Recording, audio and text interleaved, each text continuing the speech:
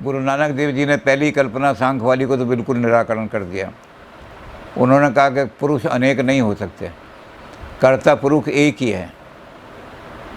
जो सांख्य ने अनेक पुरुष माने, ये सांख्य का भूल है, तर्क का उन्होंने इसमें अभाव किया है, तर्क भूल किए।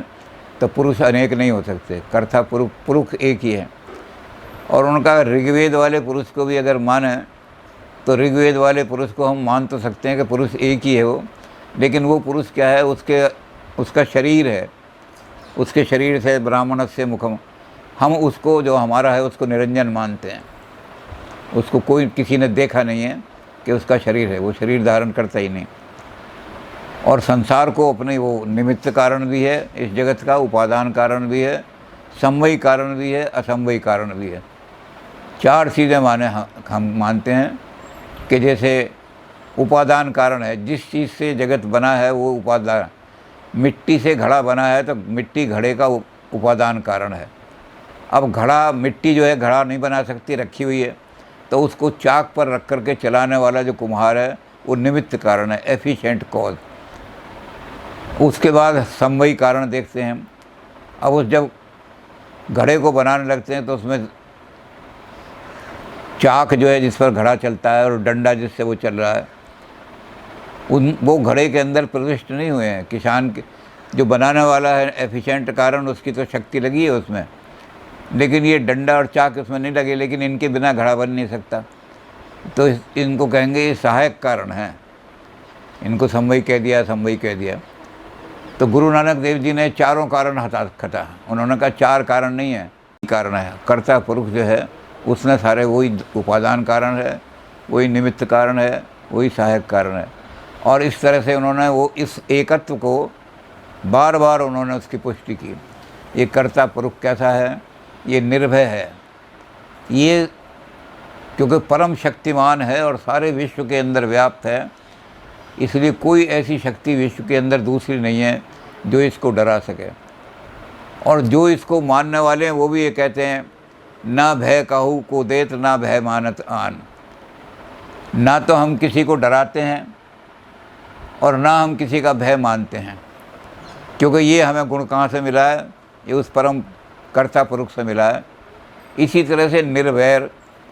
अब वैर तो जब होता है जब द्वैत हो, दो होंगे तो उनमें वैर होगा। जब है ही नहीं दो, एक ही है, तो किससे वैर होगा? तो वो जो है निर्वैर है। अब उस निर्वैर को इन्होंने आगे किया, वो अकाल मूर्ति है। अकाल का मतलब काल की कोई भी शब्दावली उस पर लागू नहीं होती। ईश्वर कहाँ से आया, ईश्वर कब पैदा हुआ, ईश्वर ने कब दुनिया क्रिएट की, ये टाइम सूचक शब्द जो हैं ये ईश्वर पर लागू नहीं होते। अकाल पर कोई शब्द लागू नहीं होता। अकाल तो अनादि है, अनंत है, हमेशा रहने वाला है और अपरिवर्तित है सारा का, उसमें कोई परिवर्तन नहीं होता। जैसा जब से पता नहीं कब से वो सृष्टि के बनने से पहले भी, क्योंकि सृष्टि का उत्पादन करने वाला तो वही है। प्रकृति से सांख्य ने जगत की उत्पत्ति मानी, लेकिन प्रकृति भी उसी से पैदा हुई है। तो इसलिए वो जो है वो तो कोई भी ऐसी शब्दावली जो काल सूचक हो वो परब्रह्म पर लागू नहीं की जा सकती, परम सत्य पर लागू नहीं। तो अकाल मूर्त है। फिर क्या है? अयोनि। वो किसी योनि में नहीं आता, किसी के गर्भ में नहीं आता, उसका बाप भी कोई नहीं है, उसकी माँ भी कोई नहीं है, वो कभी किसी के गर्भ में नहीं आया, क्योंकि वो पैदा ही नहीं होता। जब किसी ने पैदा किया हो उसको तब तो पता लगे कि किसी योनि में आया। जब वो पैदा नहीं हुआ तो उसका न बाप है न माँ है, तो कभी किसी योनि में, अवतारवाद का खंडन किया उन्होंने। ईश्वर किसी योनि में नहीं आता, किसी के गर्भ में नहीं आ सकता ईश्वर, वो परम चेतन है, वो किसी के गर्भ में नहीं आता। तो अयोनि है, वो कभी भी किसी की योनि में आया नहीं, ना आएगा कभी किसी की योनि में।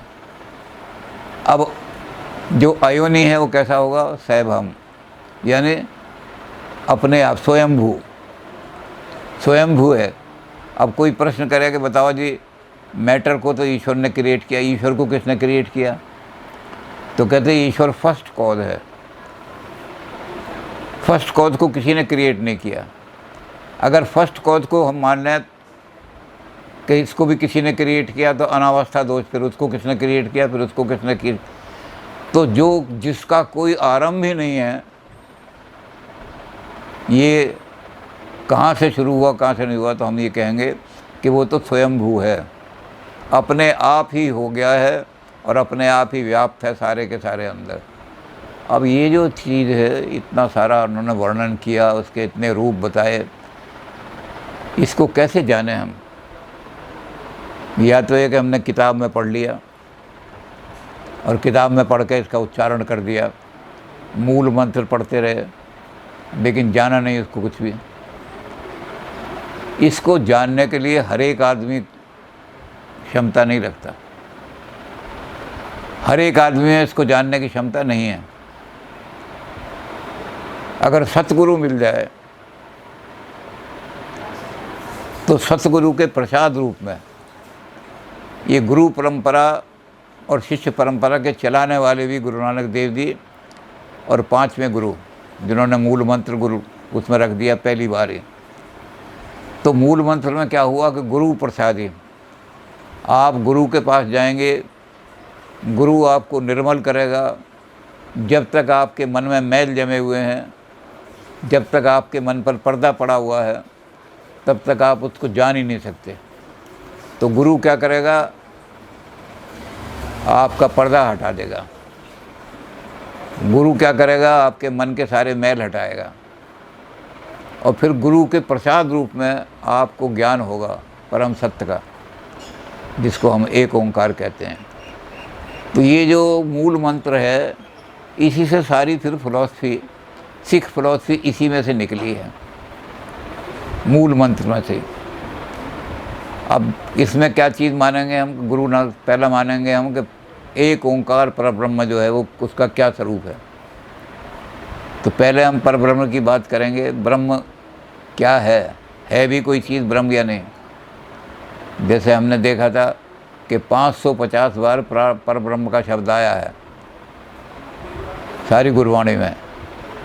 तो ये परब्रह्म क्या है, इसका रूप हम समझने की कोशिश करेंगे। तो आदि ग्रंथ में कहा गया है कि परब्रह्म जो है उसके 2 रूप हैं। एक रूप है अव्यक्त रूप और एक है व्यक्त रूप। अव्यक्त रूप में भी 2 हैं उसके, एक है निर्गुण और एक है सगुण। इस रूप में उसको जानने की कोशिश करो। अब जो निर्गुण अव्यक्त है वो अनिर्वचनीय है, भाषा वहाँ तक नहीं पहुँच सकती। ये शंकराचार्य ने भी कहा है, सूफी लोग भी यही कहते हैं। सूफी भी ये कहते हैं कि वो जो बताते हैं जानते ही नहीं, और जो हैं वाकिफ़ बता नहीं सकते। जिन्होंने उसको जान लिया है वो फिर वाणी से नहीं बता सकते। वो क्या करेंगे? वो तो कहेंगे कि अनुभव करके देखो, स्वयं अनुभव करो, अनुभूति करो, तपस्या करो, साधना करो, नाम जपो। तो उसको वाणी में हम नहीं बता सकते। एक आदमी को हम बताएं कि जलेबी बड़ी मीठी होती है, तो उसने कभी जलेबी खाई नहीं, हिंदुस्तान आया नहीं, वहाँ इंग्लैंड में जलेबी होती नहीं, तो कहेगा लाइक केक होती है। अरे भाई केक जैसी नहीं, उसका ऐसा स्वाद होता है, तो उसको समझ ही नहीं आएगा। फिर वो कहेगा अच्छा पेस्ट्री जैसी होती होगी जो आप बता रहे हो, कैसे? तो पेस्ट्री खाई है उसने। तो उन्होंने कहा कि नहीं, खा के देखो, हिंदुस्तान जाओ, वहाँ जलेबी खा के देखो, फिर पता लगेगा कि वो ना पेस्ट्री में वो बात है, ना केक में वो बात है, जलेबी में जो बात है। तो ये जो परम पार ब्रह्म है, ये अनिर्वचनीय है। इसको वाणी वर्णन नहीं कर सकती, कोई आदमी बता नहीं सकता। इसको अगम भी कहा है, अगोचर भी कहा है, निरंजन भी कहा है, इसको शब्द भी कहा है, इसको शून्य भी कहा है। इनकी व्याख्याएं बहुत लंबी चौड़ी, क्योंकि हम दर्शन की बात नहीं कर रहे, हम धर्म की बात करेंगे। तो दार्शनिक दृष्टि से इनकी बहुत व्याख्या हुई है कि शून्य क्या है। शून्य वो शून्य नहीं है जो बौद्धों का शून्य है। शून्य वो शून्य नहीं है जिसको हमने कह दिया कि नथिंगनेस है। तो शून्य क्या है, इसका बहुत वर्णन किया कि शून्य जो है वो परब्रह्म का ही रूप है, सारा का सारा, जिससे सारी सृष्टि उत्पन्न होती है, उसी शून्य से। वो शून्य जो है वो नथिंगनेस नहीं है, वो समथिंग, ऐसी समथिंग है जिसको हम एक जान बोध नहीं हो सकता उसका, इसलिए हम उसको शून्य कह देते हैं। तो इस तरह से उसके अलग अलग नामों की व्याख्या, अगोचर क्यों है, वो निरंजन क्यों है, तो ये सारी व्याख्या दर्शन शास्त्र में उन्होंने बहुत दृष्टि से की। फिर उन्होंने कहा कि उसका जो है सगुण रूप देखो, ब्रह्म का सगुण रूप क्या है, ये तो हमने देख लिया निर्गुण रूप।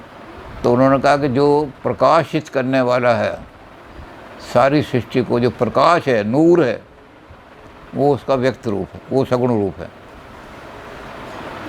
तो सारी नूर से प्रकृति जो है प्रकाशित हो रही है, उसी के नूर से।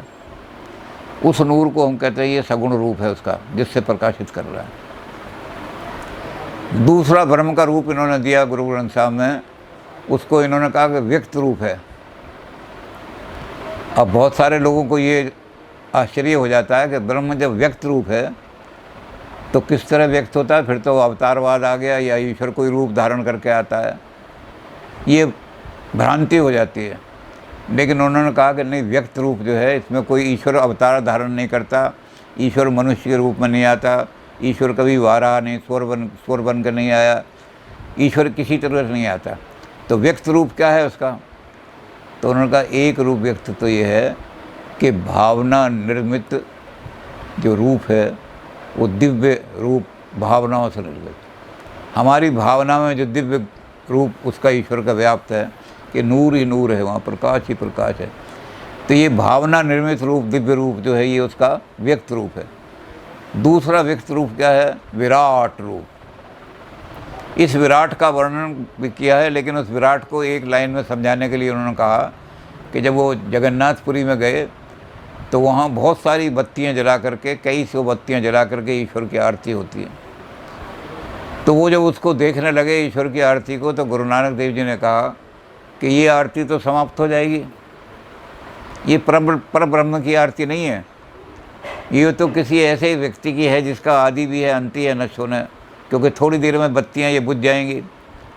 तो उन्होंने कहा सही आरती तो विराट की आरती है। तो सारे ब्राह्मण और पुत्र थे बड़े आश्चर्य में, बाबा क्या बात कह रहा है तू, बता तो सही। उन्होंने कहा जो थाली तुम्हारे हाथ में है ये बहुत छोटी है, विराट नहीं है, ये सारा आकाश जो है ये थाल है। इस आकाश में जो दीपक रखे हुए हैं वो कभी बुझने वाले दीपक नहीं है तुम्हारे दीपकों की तरह। इसमें सूर्य और चंद्रमा जो है ये दीपक हैं, जल रहे हैं, और जो सितारे हैं सारे ये थाल में जड़े हुए मोती हैं। अब तुम जो इसमें क्या करते हो कि धूप जलाते हो, जब आरती करोगे तो धूप ज़रूर जलेगी, तो ये धूप भी थोड़ी देर में ख़त्म हो जाएगी। तो मैं तुम्हें बता रहा हूँ कि मलयानल जो है वो धूप है, सारे चंदन के जहाँ से धूप सुगंधी आती है वही सारे संसार के अंदर सुगंधित करती है।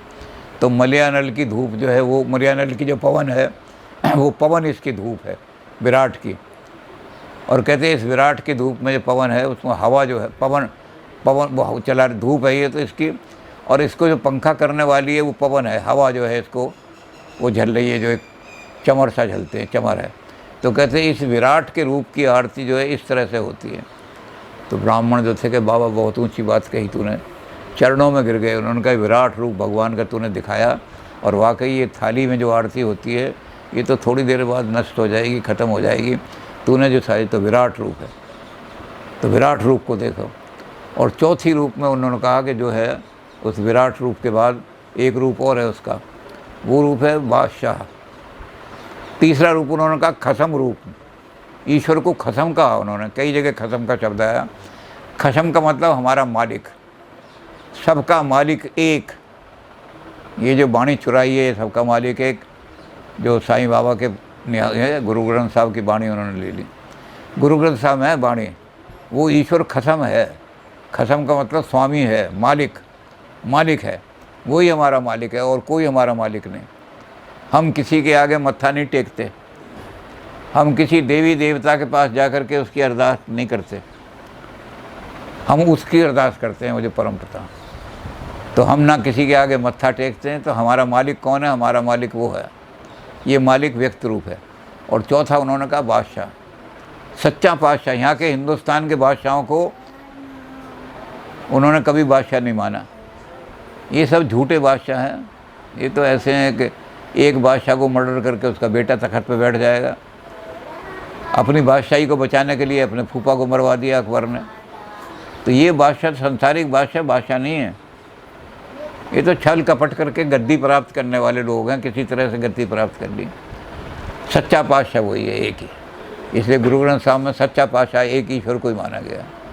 तो ये ईश्वर का, ब्रह्म का जो है, ये हमारे पास आ जाता है रूप, जो व्यक्त रूप है ब्रह्म का। अव्यक्त और व्यक्त दोनों रूपों को माना, लेकिन कैसे माना कि देवी देवताओं के रूप में प्रकट नहीं होता वो तो इस रूप में प्रकट होता है जो 4 रूप बताए हैं। अब इसको कैसे प्राप्त करें, रास्ता तो बताओ। अब आता है धर्म। फिलॉसफी थ्योरेटिकल नॉलेज देती है, उसको जब हम अपने जीवन में उतारते हैं तो धर्म उतर जाता है, धर्म आ जाता है। तो सिख धर्म इसी फिलॉसफी पर खड़ा हुआ है जो हमने देखी, सिखों की फिलॉसफी। मूल मंत्र है, मूल मंत्र के बाद ब्रह्म का स्वरूप है। इस ब्रह्म के स्वरूप को 550 जगह अलग अलग रूप में, ब्रह्म ज्ञानी कौन है, सुखमनी साहब में ब्रह्म ज्ञानी की बात कही, ब्रह्म है। और जो शब्दावली ली है वो भी मोक्ष वगैरह की ली है, धर्मराज के शब्द लिया है उन्होंने, कलयुग का शब्द लिया है, ऐसे बहुत सारे शब्द लिए हैं। तो 184 का शब्द लिया है। तो ये सारे के सारे जो हैं, सबसे छुटाने वाला रास्ता हमें चाहिए।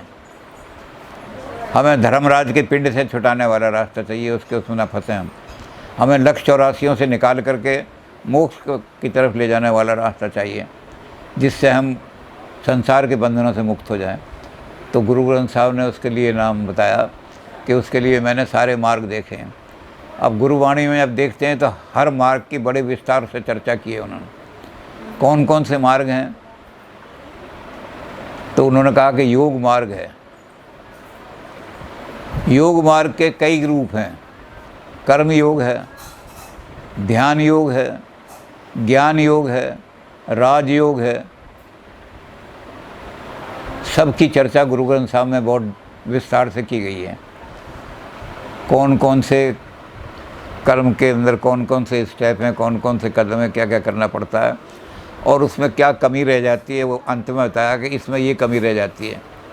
इसलिए साधक बीच में ही रुक जाता है, आगे नहीं बढ़ पाता, मोक्ष की ओर नहीं जा पाता, पर ब्रह्म में उसकी अपने आप को लीन नहीं करता। फिर उन्होंने कहा कि ऐसे ही ज्ञान मार्ग है। तो ज्ञान मार्ग में भी सारा बताया कि ज्ञान मार्ग कैसे प्राप्त होता है, क्या क्या करना पड़ता है, और अंत में उसका बता दिया कि इसमें क्या क्या वीकनेसेस रह जाती हैं, क्या क्या कमियां रह जाती हैं। इन कमियों को दूर नहीं कर सकते ज्ञान मार्गी अपने आप। फिर उसके बाद आया उन्होंने कहा कोई ध्यान मार्ग है, एक मंत्र मार्ग है, मंत्र का सारा है। मंत्रों में शक्ति होती है, ये तो ठीक है क्योंकि हमारा मूल मंत्र उसमें शक्ति है। लेकिन जो ऐसे मंत्र हैं जो देवी देवताओं के मंत्र हैं साझा करने वाले, वो इस लौकिक शक्तियों के मंत्र हैं, वो कोई परमात्मा के मंत्र नहीं है मिलाने वाले। तो मंत्र योग भी सब जितने भी योग हैं उनको सारे मार्गों को, एक एक मार्ग को इन्होंने कि ये मार्ग भी, योग मार्ग भी, इसमें ये कमी है, ध्यान ज्ञान मार्ग में ये कमी है, कर्म मार्ग में ये कमी है, भक्ति मार्ग में भी आदमी का भक्ति मार्ग तो भक्ति आंदोलन से तो सिखिज्म में निकला है। लेकिन भक्ति आंदोलन वालों ने क्या किया कि भक्ति आंदोलन की कमी ये रह गई कि भक्त अपने आप को पूर्ण रूप से भगवान को समर्पित कर देता है और उसके बाद वो निष्क्रिय हो जाता है, गैर जिम्मेदार बन जाता है। जो कुछ होना है भगवान ने करना है, मेरे बच्चे को पास करना है भगवान ने करना है, पढ़ेगा नहीं वो। तो भक्ति योग को इन्होंने निष्क्रिय योग बना दिया भक्ति मार्गियों ने। तो गुरु नानक जी ने कहा मेरा भक्ति योग ये नहीं है। भक्ति योग तो कर्मठ बनाता है आदमी को, तो इसलिए मैं इस योग को नहीं मानता। तो सारे मार्गों का बहुत विस्तार से वर्णन हुआ है गुरबाणी में। और उसके बाद उन्होंने कहा कि एक ही मार्ग है जो परम सत्य की तरफ ले जाता है, वो है नाम मार्ग। नानक नानक नाम जहाज है, चढ़े सो उतरे पार। एक ही चीज़ है जो इस संसार के भवसागर से पार उतरना है, तो एक ही मार्ग है और वो है नाम। नाम जहाज है, जो उस नाम मार्ग पे चढ़ गया वो पार उतर जाएगा। बिना जहाज़ के आप डूब जाओगे कहीं भी समुद्र में।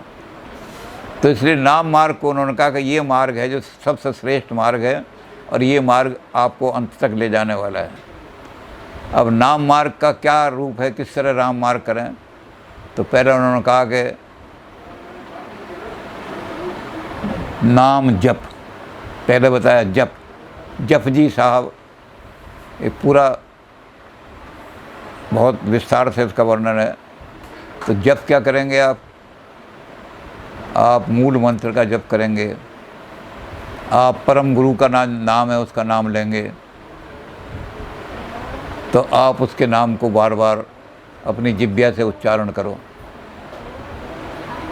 तो आपकी जिह्वा के अंदर बड़ी शक्ति आ जाएगी और वो अंदर उतरना शुरू हो जाएगा सारा। वो बाह्य रूप जो है फिर जाप आ जाएगा। नाम जप के बाद फिर आ जाएगा जाप। जब जाप आ जाएगा तो नाम जब आपको मुख से वाणी से बोलने की ज़रूरत नहीं, वो आपके मन में उतर जाएगा सारा का सारा। अब ये मन में उतर गया तो वो हो गया नाम जप, नाम जाप। अब आ जाएगा आप नाम का सिमरण करो, बार बार नाम का। अब जाप जब करोगे तो उसमें जाप में पहले भी हमने देखा कि गुरु नानक देव जी ने उन लोगों को निकाल दिया जो गिन गिन करके नाम लेते हैं। उस पर मैंने उर्दू का एक वो बताई थी कि गुरु नानक देव जी ने क्या काम की, जो एक उर्दू के कवि ने लिखा है कि पंडित जी ये व्यर्थ पाप अपने नाम लिया, इस माला के दानों से व्यर्थ काम लिया। ये नाम तो ऐसा है जो बेगिनती लें, क्या फ़ायदा जो गिन गिन के उसका नाम लिया। तो गुरु नानक देव जी ने कहा कि अजपा जप होना चाहिए। और वो कैसे होगा कि हर सांस में हरि हरि हरि, जब भी सांस निकले, जितने सांस निकले उसमें हरि हरि बोलो। तो ये आपका जाप का तरीका ये नहीं है कि आप गिन करके जाप करो, बल्कि अजप अजप होना चाहिए। उसके बाद नाम सिमरण करो। अब नाम को अपने मन में उतार लो तो बार बार वो ध्यान में आएगा, उसकी स्मृति रहेगी। हमारी स्मृतियों में जो गंध भरे हुए हैं, पुरानी चीज़ें याद आती हैं, गंदी चीज़ें याद आती हैं, कोई ऐशो आराम की चीज़ें आती हैं, या ईर्ष्या की दुश्मनी की चीज़ें, इससे मेरी दुश्मनी थी। ये जब नाम सिमरण करोगे तो आपकी व्यक्ति जो बुद्धि बिल्कुल निर्मल हो जाएगी। तो तीसरा उन्होंने बताया नाम मार्ग में कि नाम सिमरण करो। अब चौथा आया नाम लिव। ये जो नाम है आपने लिया, ये बिल्कुल परिपक्व बन जाएगा आपके जीवन में, और नाम में आपको पता लगेगा कि नाम जो है वो मेरे जीवन का अंश बन गया, और आप नाम लिव के अंदर परिपक्व हो जाओगे। नाम, ये परिपक्वता है, इसको कहा नाम लिव। और पांचवा जो कदम उठाया वो आ गया कि नामी के साथ आपका तादात्म्य हो जाएगा। जो नाम ले रहे हैं आप, नामी और नाम मिलकर के एक हो जाएंगे। यही अंतिम स्थिति है नाम की। ये अंतिम स्थिति है उस पार ब्रह्म को प्राप्त करने की। उस पार ब्रह्म की अनुभूति आपको हो जाएगी। आप उसका चाहे वर्णन ना कर सके हों, लेकिन अब नाम मार्ग से जब जाएंगे तो ये 5 स्टेप जो नाम मार्ग में हैं, जब इन 5 स्टेप से आप जाएंगे तो आप उस नाम मार्ग में लीन हो जाएंगे। अब उस नाम मार्ग में कई जगह अड़चन आ जाती हैं। नाम मार्ग में एक तो चीज़ हो जाती है, जब आप नाम लिव करोगे और नाम लिव तक पहुंचोगे तो परिपक्व हो जाओगे आप। उस समय आपके मन में एक भावना उठेगी जो आपको बहुत लेवल तक उठा देगी, और वो उसका नाम रखा है गुरु के सामने हुक्म। The will of God. Will of God supreme है। हम उसी विल के कारण से दुनिया में आए और उसी विल के कारण से दुनिया में चले जाते हैं। तेरा पाना मीठा लागे, तेरी जो विल है हम उसके आगे सरेंडर करते हैं। इस्लाम में भी ये बात कही है, इन्ना इल्ला मा साबरीन। जो उसकी विल के आगे सब्र करते हैं, जैसा तू कर रहा है वैसा मैं मंजूर है। तो अल्लाह कहते हैं कि ऐसे जो साबरीन, मैं सदा उनके साथ खड़ा रहूँगा, उनको कभी छोड़ करके नहीं जाऊँगा। तो यहाँ भी उन्होंने कहा कि सब काम हुक्म से चलता है। ये जितने भी हमने देवी देवता बनाए हुए हैं सारे के सारे, ये भी उसकी विल से काम करते हैं। उसकी विल के बिना कोई काम संसार में नहीं हो सकता। Will of God.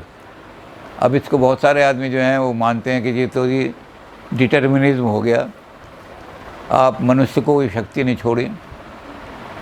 लेकिन हम गॉड कोई व्यक्ति नहीं है कि जिसको डिक्टेटर होकर हमारे को हुक्म चला रहा है। वो तो एक परम शक्ति है, सारे में व्याप्त है। सारे ब्रह्मांड की जो शक्ति है, इसके बारे में आपको पूरा मिलेगा वास्ता स्पाइनोज़ा में जा कर के। वेस्टर्न फिलॉसफी में स्पाइनोज़ा को कहा जाता है गॉड इंटॉक्सिकेटेड फिलोसफर। वो ईश्वर के नशे में मस्त रहता था और उसने लोगों से पूछा, चर्च वालों से जा कर के, कि ईश्वर के नियम और प्रकृति के नियमों में क्या भेद है। नेचुरा नेचुरन और नेचुरल नेचुराट, इसमें क्या भेद है। ये सूरज जो पूरब से निकलता है और पश्चिम की तरफ जाता है, ये प्रकृति का नियम है या गॉड का हुक्म है। तो वो इसका कोई उत्तर नहीं दे सके और बहुत सारे प्रश्न पूछे। तो उन्होंने कहा अगर ये गॉड का हुक्म है तो तुम प्रकृति के नियमों को क्यों मानते हो, और अगर ये प्रकृति चला रही है तो किसके हुक्म से चला रही है। तो इसलिए स्पाइनोज़ा ने कहा कि गॉड को अगर समझना है तो ये फिजिक्स के द्वारा गॉड समझा जा सकता है। आप ईश्वर के हुक्म से सारा काम, एक एक पत्ता, उन्होंने कहा कि ईश्वर जो है वो तो धर्म का स्वरूप है, नियम का स्वरूप है। एक एक पत्ता भी नियम के हिसाब से हिलता है कि ये हवा चलेगी तो ये पत्ते हिलेंगे, ये नहीं हिलेंगे। तो उसके हुक्म से सारा काम चलता है। और हुक्म के आगे बस ये कि तेरे हुक्म से हम दुनिया में आए और तेरे हुक्म से हम जा रहे हैं। ना आने का कोई हमारे ऊपर ये है कि हम आए तो बड़ा सुखी कर दिया, और ना ये कि जाने का कोई दुख होना चाहिए। उसका हुक्म मानो और उसके आगे। तो हुक्म को इन्होंने कहा कि जो हुक्म को मान लेते हैं ना, वो समझ लो अब ईश्वर के सच्चे भक्त हो गए, और जो उसके हुक्म में टांग अड़ाते हैं वो सच्चा भक्त नहीं हो सकता। तो इसमें टांग कौन आता है, तो गुरु ग्रंथ साहब में उन्होंने, अब हुक्म में भी बहुत सारी चीज़ें थी उन्होंने, कि हुक्म में जब आदमी मानेगा तो उसके अंदर बहुत सारे गुण अपने आप आ जाएंगे। पहला गुण अहिंसा का आ जाएगा। पहला गुण क्या आ जाएगा, ना भय काहू को देत ना भय मानत आन, ये अहिंसा का गुण आ जाएगा। क्योंकि ये मूल मंत्र में उस कर्ता पुरुष का गुण है। ये कर्ता पुरुष किसी को भय नहीं देता। तो जो उस कर्ता पुरुष का मानने वाला आदमी है वो किसी को भी भय नहीं देगा, सताएगा नहीं। उसका अगर हाथ उठेगा, उसकी शक्ति उठेगी तो रक्षा करने के लिए उठेगी, भक्षण करने के लिए नहीं उठेगी। सिख की तलवार जब निकली, कब निकली, 5वें गुरु को जब बलिदान कर दिया। 5वें गुरु से पहले सिखों ने कभी तलवार नहीं उठाई, कभी विद्रोह नहीं किया सिखों ने। और जब 5वें गुरु को शहीद किया गया और बहुत बुरी तरह से जुल्म करके, तब उन्होंने कहा कि अब रक्षण के लिए हमारा हाथ उठेगा, मारने के लिए नहीं किसी को। तो पहला गुण आ गया अहिंसा। फिर आ गया दया, जीव मात्र पर दया करो। ये हुक्म मानने वाले हैं उनके अंदर ये गुण अपने आप आ जाएंगे, दया आ जाएगी। तीसरी चीज़ जो आएगी, सबसे बड़ी चीज़ उनके अंदर जो आएगी, विनम्रता। अब विनम्रता के बारे में तो बहुत लिखा है गुरु नानक देव जी ने। दूब जो होती है, घास, सबसे बिल्कुल नीचे ज़मीन में रहती है, कभी ऊपर नहीं उठती, इतनी नीचे पड़ी रहती है। लेकिन दूब ही ऐसी घास है जो गर्मी पड़ जाए, जेठ की गर्मी, तब भी नहीं सूखती। दूब से पूजन करने के लिए आदमी लाते हैं, दूबड़ा कहीं भी मिल जाता है। तो जो सबसे नीचे आदमी है उनका कोई कुछ नहीं बिगाड़ सकता। तो हमारे गुरुदास नंदा जी चूँकि पंजाब के रहने वाले थे, गुरु ग्रंथ साहब से बहुत वाणी से प्रभावित थे, तो उन्होंने यही लिखा है। उन्होंने लिखा कि हम मिट गए तो सूरत हस्ती नज़र पड़ी। जिस दिन हमने अपने आप को मिटा दिया तो पता लगा कि सच्चा जीवन क्या है। दूसरों को मार करके और जिंदा रहना ये सच्चा जीवन नहीं है। अपने आप को मिटा दो तो आपको पता लग जाएगा सच्चा जीवन ये है सब। और उन्होंने कहा कि वीरा हुए जब आप तो बस्ती नज़र पड़ी। नंदा जी ने कोठी नहीं बनाई कभी भी। तो लोगों ने उन्होंने कहा जब दूसरे लोग क्या करते हैं, दूसरों की झोपड़ियाँ उजाड़ करके, महल उजाड़ करके, मकान उजाड़ करके अपनी कोठियाँ बनाते हैं, बड़े बड़े आडंबर महल बनाते हैं। लेकिन हमने ये देखा कि जब हमने अपने आप को वीरान किया तो देखा कि सैकड़ों लोग बस गए जिनके पास जगह ही नहीं थी बसने की, सैकड़ों लोग बसे हुए हैं आज। तो देखा तो खाकसार ही आलम काम है। जो आदमी विनम्र होता है दुनिया में सबसे ऊंचा वही आदमी है। जो आदमी गर्दन ऊंची करके चलता है वो आदमी ऊंचा नहीं है। जो आदमी विनम्र होकर चलता है, देखा तो खाकसार ही आली मुकाम है, जितने बुलंद हम हुए पस्ती नज़र पड़ी। हम जितने ऊंचे हैं उतने गिरने की संभावना रहती है। तो ये गुरु नानक देव जी से सीखा विनम्रता। और गुरु ग्रंथ साहब में बहुत वर्णन है विनम्रता का। उसमें एक सीधी बात ये कह दी है, नीवा होके चल के नीवियानु रब मिलदा।